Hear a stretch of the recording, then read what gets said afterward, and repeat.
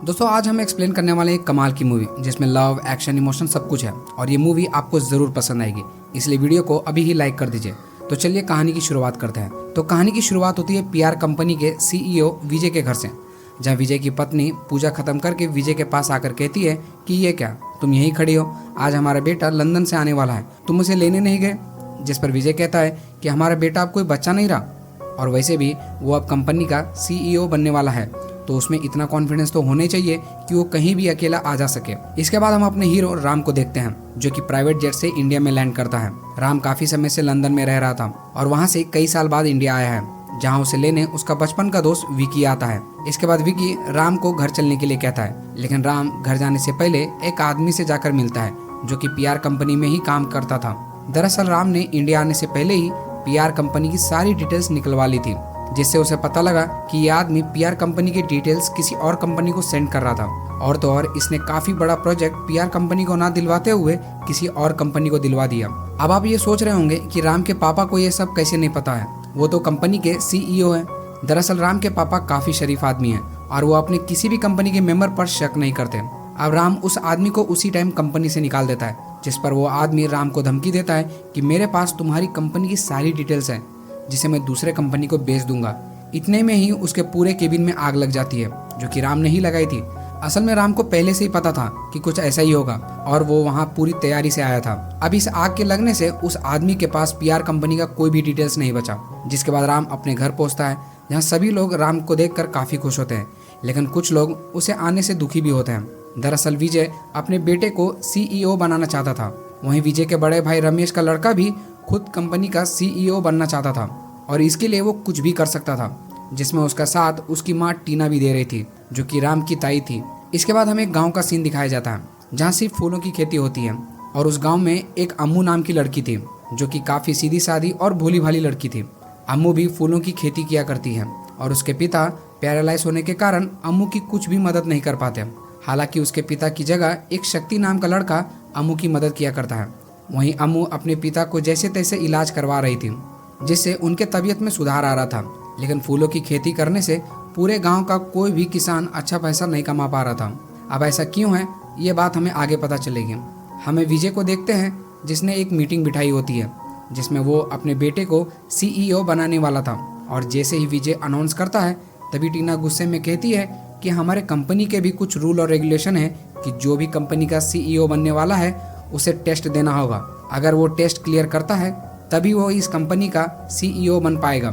लेकिन विजय इस टेस्ट के खिलाफ होता है। वो नहीं चाहता कि राम किसी भी तरह का टेस्ट दे, क्योंकि इससे पहले विजय के बड़े भाई रमेश इस टेस्ट को करने के लिए गए थे और आज तक वापस नहीं लौट पाए। अब यहाँ सबको लगता है कि वो शायद इस दुनिया में नहीं रहे। अब बात करें इस टेस्ट की, तो जिसे कंपनी का सीईओ बनने से पहले उसे 100 दिन तक एक गरीबी की हालत में सर्वाइव करना होता है। वो कंपनी से कोई भी मदद नहीं ले सकता और अपनी पहचान भी किसी को नहीं बता सकता कि वो कितना करोड़पति आदमी है। इसलिए विजय नहीं चाहता था कि राम ये टेस्ट दे। लेकिन राम अपने पिता से कहता है कि पापा अब चिंता मत कीजिए, मैं इस टेस्ट को क्लियर करके ही रहूंगा। ये बोलकर राम अपना फोन, अपना घड़ी, अंगूठी, पर्स सब वहीं छोड़ के नंगे पैर चला जाता है। इसके बाद वो पहला दिन पूरा मजदूरी करता है और मजदूरी के पैसे से अपने लिए चप्पल खरीदता है। इसके बाद वो चुपचाप जाकर एक ट्रेन में बैठ जाता है और उसे पता ही नहीं कि ये ट्रेन कहाँ जा रही है। राम बस ये जानता था कि उसे इस टेस्ट को पूरी तरह से क्लियर करना है। इसी बीच हम राम के बिहेवियर को भी देखते हैं, जिससे हमें पता चलता है कि राम सबकी मदद करने वालों में से है। वह गरीब अमीर नहीं देखता। वहीं दूसरी तरफ टीना राम को पिटवाने के लिए गुंडे भेज देती है। अब जैसे ही वो गुंडे स्टेशन पहुंचते हैं तो उन्हें राम ट्रेन में बैठा हुआ दिखता है, लेकिन वो ट्रेन काफी तेज होने के कारण वो गुंडे ट्रेन में नहीं बैठ पाते। अब ये ट्रेन वाइजैक जा रही थी, तो गुंडे दूसरी ट्रेन में बैठ जाते हैं वाइजैक जाने के लिए।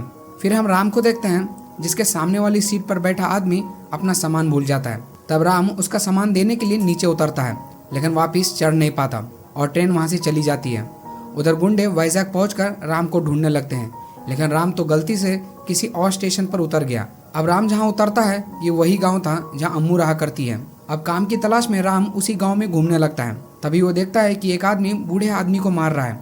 तब राम बूढ़े आदमी से पूछता है कि ये लोग आपको मार क्यों रहे हैं, जिस पर वो बूढ़ा आदमी कहता है कि हम फूलों की खेती करके अपना पेट पालते हैं, लेकिन एक राजू नाम का आदमी जिसके पापा एमएलए और चाचा मिनिस्टर हैं, वो यहाँ काफ़ी गुंडागर्दी करते हैं और हमारे फूलों को कम दाम में खरीद कर बाहर ज़्यादा दाम में बेचते हैं।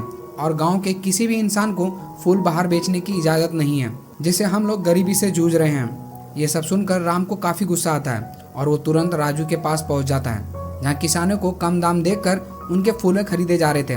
और जो कोई फूल का असली दाम पूछता तो राजू के आदमी किसान को काफ़ी बुरी तरह से मारने लगते हैं। ये देखकर राम को काफ़ी गुस्सा आता है और वो राजू के आदमियों को काफ़ी बुरी तरह से मारने लगता है। तब राजू डर के मारे किसान को उनके सारा असली कमाई दे देता है और वो पाकर किसान खुशी खुशी वहाँ से चले जाते हैं।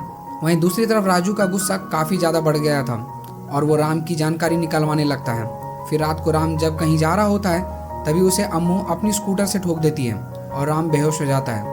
ये देखकर अम्मू घबरा जाती है क्योंकि उसे लग रहा था कि कहीं ये तो मर तो नहीं गया, लेकिन राम को तो काफ़ी तेज बुखार हो रखा था। ये देखकर अम्मू उसे अपने घर ले जाती है और उसके सर पर ठंडी पट्टी रखती है।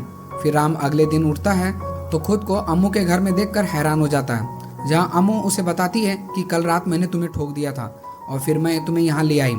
फिर शक्ति राम से उसके बारे में पूछती है। तब राम झूठ कहता है कि मैं एक अनाथ हूँ और काम ढूंढने के लिए यहाँ तक पहुँच गया हूँ और मैंने 2 दिन से कुछ नहीं खाया। ये सुनकर अम्मू उसे भर पेट खाना खिलाती है और काम भी करने के लिए देती है। आपसे वो अम्मू का खेती संभालेगा और घर के बर्तन वगैरह सब साफ करेगा, जिसके उसे महीने में 5,000 रुपये मिलेंगे।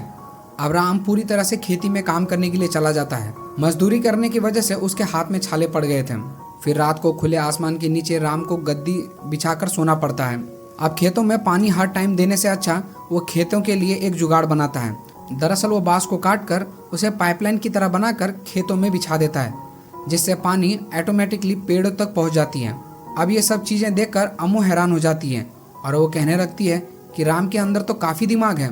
अभी इसी तरह कुछ दिन बीत जाते हैं। वहीं अम्मू और राम एक दूसरे को पसंद करने लगते हैं, लेकिन इन दोनों ये बात एक दूसरे को बताने में हिचकिचाते हैं। फिर एक दिन अम्मू राम को खुले आसमान के नीचे सोता हुआ देखकर उसे अंदर लेकर जाती है और कहती है कि मैंने पर्दा टांग दिया है। अब इस पर्दे के उधर तुम सोओगे और इधर मैं सोऊंगी, और उधर से एक भी उंगली आई तो मैं तुम्हें जान से मार दूंगी। जो सुनकर राम हंसने लगता है। इसके बाद हम सभी किसानों को देखते हैं जो आपस में बैठकर बात कर रहे होते हैं कि फूलों की खेती से हमारा गुजारा नहीं चलने वाला। जो पैसे हम कमाते भी हैं उसमें से आधा तो राजू ले लेता है और हमारा कर्ज भी बढ़ते जा रहा है। तब कुछ किसान कहते हैं कि हमें शहर जाकर गार्ड की नौकरी कर कर अपना घर चलाना होगा, लेकिन कुछ किसान के पास तो शहर जाने तक के पैसे नहीं थे, इसलिए वो अपनी जान देने का डिसाइड करते हैं। तभी एक किसान कहता है कि क्यों ना हमें राम की मदद लेना चाहिए। तुम्हें याद है ना, पिछली बार उसने हमारी मदद करी थी। अगर वो हमारी मदद करेगा तो हमें राजू को कुछ भी देना नहीं पड़ेगा। फिर सब किसान राम के पास पहुंच जाते हैं और उससे मदद मांगते हैं। इस पर राम मदद करने से मना कर देता है और कहता है कि मैं कुछ दिन के लिए यहाँ पर आया हूँ और जल्द ही यहाँ से चला जाऊँगा, और वैसे भी मैं फालतू के चक्कर में नहीं पड़ना चाहता। ये बोलकर राम सबके सामने हाथ जोड़कर वहाँ से चला जाता है। दूसरी तरफ अम्मू अपने घर जा रही होती है, जहाँ रास्ते में राजू उसका रास्ता रोककर उसे छेड़ने लगता है। तभी अम्मू गुस्से में उसे चाटा मारकर वहाँ से चली जाती है। तब गुस्से में राजू अम्मू को किडनैप करने के लिए अपने आदमियों को भेज देता है। फिर उसके आदमी रात को अम्मू के घर पहुँच जाते हैं उसे किडनैप करने के लिए, लेकिन वहाँ पर तो राम भी होता है जो राजू के आदमियों को बुरी तरह से मारता है। फिर जैसे ही राजू को इस बात का पता चलता है तो पुलिस वाले को राम को पकड़ने के लिए भेज देता है, जहाँ पुलिस राम को अपनी आइडेंटिटी बताने के लिए कहता है, लेकिन राम उन्हें कुछ भी नहीं बताता, इस डर से कि वो कहीं टेस्ट फेल ना हो जाए। तब वो पुलिस उसे एक आतंकवादी बताकर वहाँ से ले जाता है और स्टेशन में ले जाकर खूब मारता है और उसे जेल में ही बंद कर देता है। दूसरी तरफ अम्मू भी काफ़ी परेशान हो रही थी कि पता नहीं राम किस हालत में होगा। खैर तभी यहाँ थाने में एक वकील आता है जो राम को देखकर कहता है कि तुम्हें पता भी है तुमने जेल में किसे बंद करके रखा है। ये एक बहुत ही अमीर बाप का बेटा है, ये चाहता तो तुम्हारी वर्दी एक ही पल में उतारवा सकता है। जो सुनते ही सभी पुलिस वाले डर जाते हैं और ऑफिसर के साथ साथ सभी पुलिस वाले राम से माफ़ी मांगते हैं और उसे छोड़ दिया जाता है। फिर पुलिस स्टेशन से बाहर निकलते हुए राम बस ये सोच रहा था कि उसकी सच्चाई सबके सामने आ गई है और वो टेस्ट हार गया है। तब वो वकील से पूछता है कि तुम मुझे कैसे जानते हो, जिस पर वो वकील कहता है कि अरे तुम मुझे भूल गए, तुमने ही मेरा सामान लौटाया था जो कि मैं ट्रेन में भूल गया था, और वो सब मैंने जो अंदर बोला था वो वैसे ही झूठ बोला था ताकि वो पुलिस वाले डर जाए और तुम्हें छोड़ दें, क्योंकि मैं जानता था कि तुम्हें बिना फालतू के इन लोगों ने फंसाया है। तब ये सुनकर राम के चेहरे पर दोबारा खुशी आ जाती है क्योंकि वो टेस्ट अभी तक नहीं हारा था। फिर राम घर वापस आता है जहाँ अम्मू उसे देखकर काफ़ी खुश हो जाती है और वो कहती है कि तुम आ गए हो, अब चलो मंदिर चलते हैं, क्योंकि मैंने मन्नत मांगी थी कि जैसे ही तुम आ जाओगे हम दोनों एक साथ मंदिर जाएंगे। ये सुनकर राम खुश हो जाता है और वो दोनों मंदिर जाने लगते हैं। फिर मंदिर में समय बिताने के बाद अम्मू राम को अपने रामू काका के घर ले जाती है, जिनसे वो कई दिनों से नहीं मिली थी। वहाँ पहुंचकर उन्हें पता लगता है कि रामू काका के घर की हालत काफ़ी खराब है और उनके परिवार ने 2 दिन से कुछ नहीं खाया है। वहीं रामू काका का इलाज भी होना है, जिसके लिए उन्हें काफ़ी पैसे लगेंगे और उनकी पत्नी भी बीमार थी। तभी रामू काका कहते हैं कि फूलों की खेती कर कर थोड़ा बहुत खाने पीने का इंतजाम हो जाता है, लेकिन उस राजू ने मेरे खेत के आसपास की ज़मीन खरीद ली जहाँ से तालाब का पानी आता था, और अब वो तालाब का पानी भी नहीं आने दे रहा है, जिसके चलते मैं खेती कर नहीं पा रहा हूँ। अगर तुम दोनों थोड़ा और लेट हो जाते तो शायद हम में से कोई जिंदा नहीं मिलता, क्योंकि ऐसे जीने से अच्छा तो मर जाना सही है। ये सारी बातें सुनकर राम काफ़ी भावुक हो जाता है और वो रामू काका को अपनी कमाई हुई 5,000 रुपये उनको दे देता है और कहता है कि इनसे तो आपका इलाज नहीं हो पाएगा, इससे आप अपने खाने पीने का जुगाड़ कर लीजिए, और मरना ही हर चीज़ का रास्ता नहीं होता। ये सुनकर रामू काका राम को गले लगाकर रोने लगता है। फिर अगले दिन राम रामू काका के खेत में आता है, जहाँ बोरवेल तो लगी हुई थी, लेकिन बिजली ना होने के कारण वो चल नहीं रही थी। तभी राम अपना दिमाग चलाता है और ड्रम से एक विंड मिल तैयार करता है, जिसके चलते ही बिजली जनरेट होती है और बोरवेल चालू हो जाता है।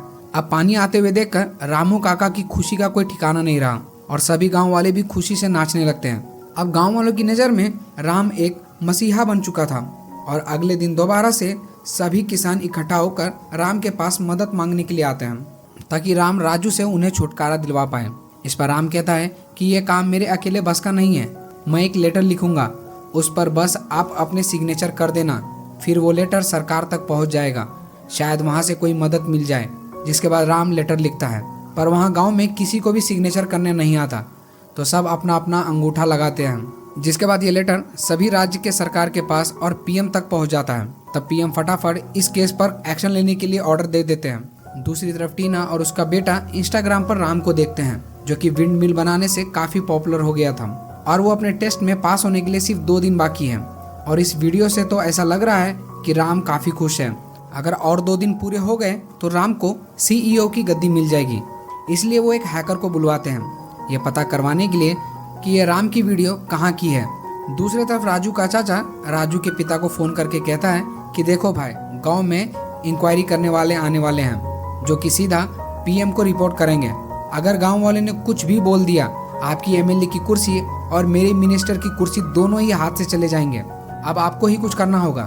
तब राजू के पिता राजू को गांव वालों को मुंह बंद करने के लिए कहता है। इसके बाद हम अम्मू के पापा को देखते हैं, जो कि काफ़ी ठीक हो गए थे और आज वो हॉस्पिटल से घर आए थे। तब अम्मू अपने पापा को बताती है कि वो राम को पसंद करती है।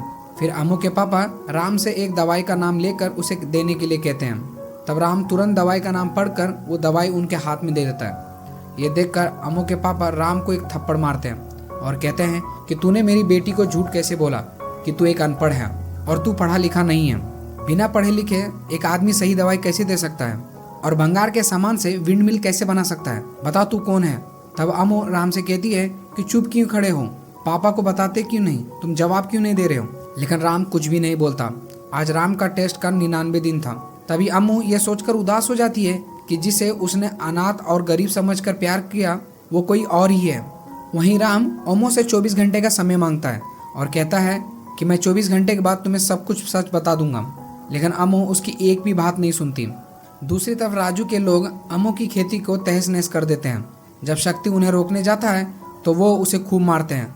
अब उन्होंने ऐसा इसलिए किया था ताकि राम इसी काम में उलझा रहे और इंस्पेक्शन वाले जब आए तो राम उनके सामने ना जा पाए, क्योंकि राम ही था जो इंस्पेक्शन वालों के सामने सच बता पाता और गांव वालों में तो हिम्मत ही नहीं थी।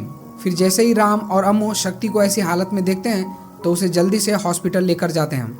वहीं शक्ति का काफ़ी खून बह चुका था, तो डॉक्टर राम से कहते हैं कि ऑपरेशन में काफ़ी खर्चा आएगा, जिसके पैसे ना तो राम के पास थे और ना ही अम्मू के पास। तब राम विकी को कॉल करके कहता है कि मुझे बेस्ट से बेस्ट डॉक्टर चाहिए शक्ति के इलाज के लिए। जिस पर विकी कहता है कि तू पागल हो गया है, एक ही दिन बचा है तेरा टेस्ट कंप्लीट होने में, अगर तू हार गया तो CEO का पोस्ट हाथ से चला जाएगा।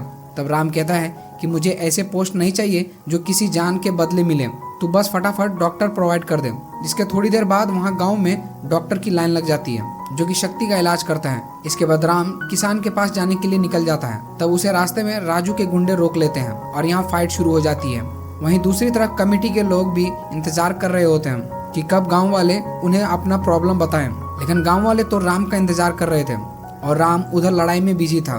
वहीं दूसरी तरफ अभी को भी पता चल चुका था कि राम कहाँ है, इसलिए वो अपने गुंडे को भेज देता है राम को खत्म करने के लिए। तब ये बात टीना भी सुन लेती है और वो कहती है कि हमें सिर्फ राम को CEO बनने से रोकना था, उसे मारना नहीं था। जिस पर अभी कहता है कि तुम राम की इतना चिंता क्यों कर रही हो, कहीं राम तुम्हारा बेटा तो नहीं।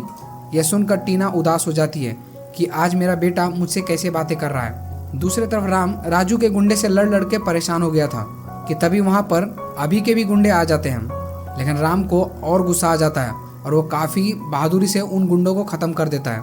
हालांकि इतनी लड़ाई होने के बाद राम काफ़ी ज़्यादा घायल हो चुका था। फिर वो किसी तरह किसानों के पास पहुंच जाता है और यहाँ किसान राम को देखकर काफ़ी खुश हो जाते हैं। इसके बाद राम कमेटी के मेंबर्स को किसान के प्रॉब्लम्स के बारे में बताता है। तब कमेटी मेंबर डिसाइड करते हैं आज के बाद उन पर कोई भी अत्याचार नहीं होगा और वो अपने फूल शहर में जाकर बेच सकते हैं। वहीं राजू और उनके पिता के खिलाफ भी एक्शन लिया जाता है।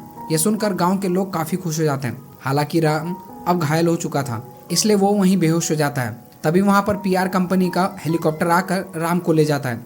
जिसके बाद विजय ने दोबारा मीटिंग रखी जहाँ अभी कहता है कि अब राम कंपनी का CEO नहीं बन सकता क्योंकि उसने सिर्फ 99 दिन ही पूरे किए हैं, लेकिन एक दिन अभी भी रह गया है। तब वहाँ पर रमेश आ जाता है जो कि विजय का बड़ा भाई था, जिसे देखकर सब लोग हैरान हो जाते हैं क्योंकि वो भी 100 दिन के लिए टेस्ट के लिए गया था लेकिन कभी वापस नहीं आया और अचानक इस तरह आना यानी वो अब तक जिंदा थे। तब रमेश कहता है कि माना राम ने 100 दिन पूरे नहीं किए, लेकिन जितने भी दिन उसने सर्वाइव करे हैं मैंने उसे हर समय देखा है। वो काफ़ी अच्छा CEO बनेगा। जब मैंने अपना टेस्ट देने के लिए गया तो मैंने वहाँ की गरीबी और जीवन कैसे जीते हैं ये सब देखा, इसलिए मैं वहीं रुक गया। इसके बाद राम को CEO बना दिया जाता है और फिर एक दिन राम दोबारा से उसी गाँव में जाता है जहाँ जाकर वो सभी किसानों का लोन भर देता है। इससे पूरे गाँव वाले खुश हो जाते हैं और फिर राम अम्मू से कहता है कि मैंने उस टाइम तुम्हें अपनी असली आइडेंटिटी नहीं बताई थी, उसके लिए मैं माफ़ी चाहता हूँ, लेकिन आगे से मैं तुम्हें कोई भी बात नहीं छुपाऊंगा, इसकी मैं गारंटी लेता हूँ। क्या तुम मेरे लाइफ की पार्टनर बनोगी? ये सुनने के बाद अम्मू उसे गले लगा लेती है और यहीं पर ये मूवी ख़त्म हो जाती है। दोस्तों आपको मूवी कैसी लगे हमें कमेंट में ज़रूर बताएं और इसके अलावा आप कौन सी मूवी का एक्सप्लेनेशन चाहते हैं वो भी कमेंट कीजिए। तब तक के लिए मिलता हूँ आपको अगली वीडियो में।